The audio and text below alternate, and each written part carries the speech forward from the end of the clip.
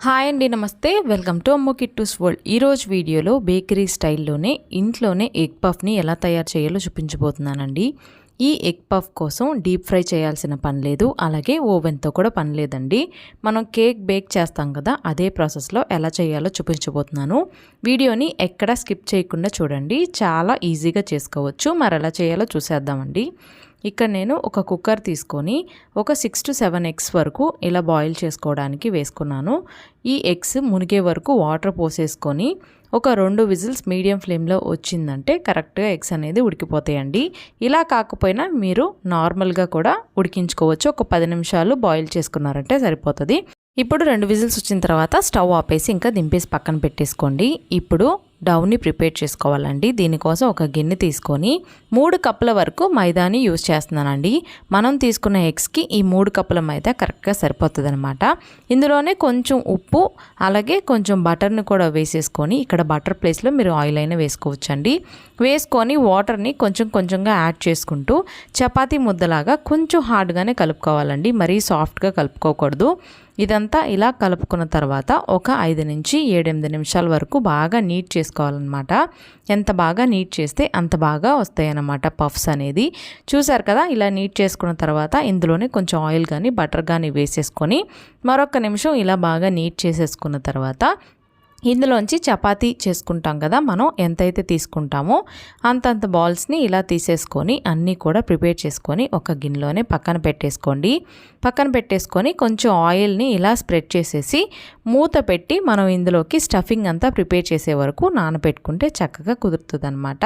ఇప్పుడు ఎగ్స్ కూడా బాయిల్ అయిపోయాయి కాబట్టి వీటిని కూడా పైన ఉన్న ఈ స్కిన్ అంతా తీసేసి ఇలాగా ఒలిచి పక్కన పెట్టేసుకోండి. ఇప్పుడు స్టవ్ మీద ప్యాన్ పెట్టేసుకొని ఒక 2 నుంచి 3 స్పూన్ల వరకు ఆయిల్ వేసుకొని 2 పచ్చిమిరపకాయలు కరివేపాకు ఇలా వేగిన తర్వాత ఒక 3 నుంచి 4 పెద్ద ఉల్లిపాయలని ఇలా స్లైసెస్లా కట్ చేసేసుకొని అందులోనే రుచికి సరిపడా అంతా సాల్ట్ వేసుకోవాలి. అలాగే 1/2 స్పూన్ పసుపు వేసుకొని మూత పెట్టి ఒక 5 నిమిషాలు సాఫ్ట్ అయ్యేంత వరకు మగ్గించుకోండి. ఇలా సాఫ్ట్ అయిన తర్వాత ఒకసారి ఇదంతా కలిపేసుకొని ఇందులోనే కొంచెం అల్లం వెల్లుల్లి పేస్ట్ వేసుకోవాలండి. ఇక్కడ నేను తురిమి వేశాను. అలాగే కొంచెం కారం కూడా వేసేసుకొని 1 స్పూన్ ధనియాల పొడి, 1/2 స్పూన్ జీలకర్ర పొడి, ఒక 3 నుంచి 4 స్పూన్ల వరకు వాటర్ వేసేసుకొని ఇదంతా ఒకసారి కలుపుకొని మూత పెట్టి ఒక 5 నిమిషాలు చక్కగా మీడియం ఫ్లేమ్లో ఇలా మగ్గించుకున్నారంటే స్టఫింగ్ అనేది రెడీ అయిపోతుందండి. లాస్ట్లో కొంచెం కొత్తిమీర అలాగే గరం మసాలా వేసేసుకొని ఇంకా 1 నిమిషం ఇలా వేగిన తర్వాత ఇంకా స్టవ్ ఆపేసి దింపేసి పక్కన పెట్టేసుకోండి. ఇప్పుడు ముందుగా ఉడికించుకున్న ఎగ్స్ని చాకు తీసుకొని ఇలాగా చక్కగా మిడిల్లోకి ఇలా కట్ చేసేసుకోవాలండి. కరెక్ట్గా కట్ చేసుకొని పక్కన పెట్టేసుకోవాలి. ఇలా ఇదంతా కూడా ప్రిపేర్ చేసుకోవడానికి ఒక 1/2 అవర్ టైం పడుతుంది కదండి. ఈలోపు మనం ప్రిపేర్ చేసుకున్న డవ్ కూడా చక్కగా నానిపోతుంది. కింద ఫ్లోర్ని ఇలా క్లీన్ చేసేసుకొని ఇలా మనం ప్రిపేర్ చేసుకున్న ఈ డవ్ని ఒక్కొక్కటిగా తీసేసుకొని మన అరిచే యూజ్ చేస్తూనే ఇదంతా బాగా ఇలా స్ప్రెడ్ చేసేసుకోవాలండి. చేసుకున్న తర్వాత ఇదంతా ఇంకొక సైడ్కి వీడియోలో చూపిస్తున్నట్టుగా ఫోల్డ్ చేసుకోవాలి. ఇదే ప్రాసెస్ని ఒక 5 to 6 టైమ్స్ రిపీట్ చేశారంటే మనకి ఎగ్ పఫ్ అనేది కరెక్ట్గా రెడీ అయిపోతుందండి. ఇలా చేయటం వల్ల ఎగ్ పఫ్ అనేది పైన క్రిస్పీగా అలాగే పొరలు పొరలుగా వస్తుంది. లాస్ట్లో కొంచెం స్టఫింగ్ని అలాగే ఎగ్ని వేసేసి ఇక్కడ వీడియోలో చూపిస్తున్నట్టుగా ఫోల్డ్ చేశారంటే మనకి ఎగ్ పఫ్ అనేది రెడీ అయిపోతుందండి. ఇలా రెడీ చేసుకున్న వాటిని మనం కేక్ని బేక్ చేస్తాం కదా, ఆ ట్రేని కొంచెం ఆయిల్ గ్రీస్ చేసి వాటిల్లో వేసేసేయాలి. అలాగే ఈ బేకింగ్ ట్రే లేకపోతే ఒక ప్లేట్లో అయినా సరే ఇలా పెట్టేసుకోవచ్చండి.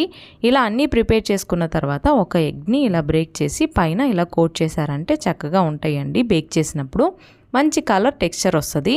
ఇప్పుడు ముందుగానే ప్రీహీట్ కోసం ఒక ప్యాన్ పెట్టుకొని 10 నిమిషాలు అయిన తర్వాత మనం ప్రిపేర్ చేసుకున్న ఈ ట్రేను కూడా పెట్టేసేయాలి.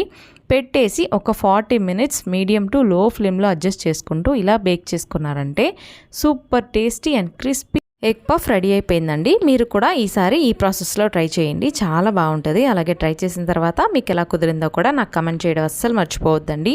అలాగే మన ఛానల్లో దిల్ పసంద్ వీడియో కూడా అప్లోడ్ చేశానండి. అది కూడా సింపుల్గా ఓవెన్ లేకుండా ఎలా చేసుకోవాలో చూపించాను. లింక్ అనేది డిస్క్రిప్షన్లో ఇస్తానండి, తప్పకుండా చూడండి.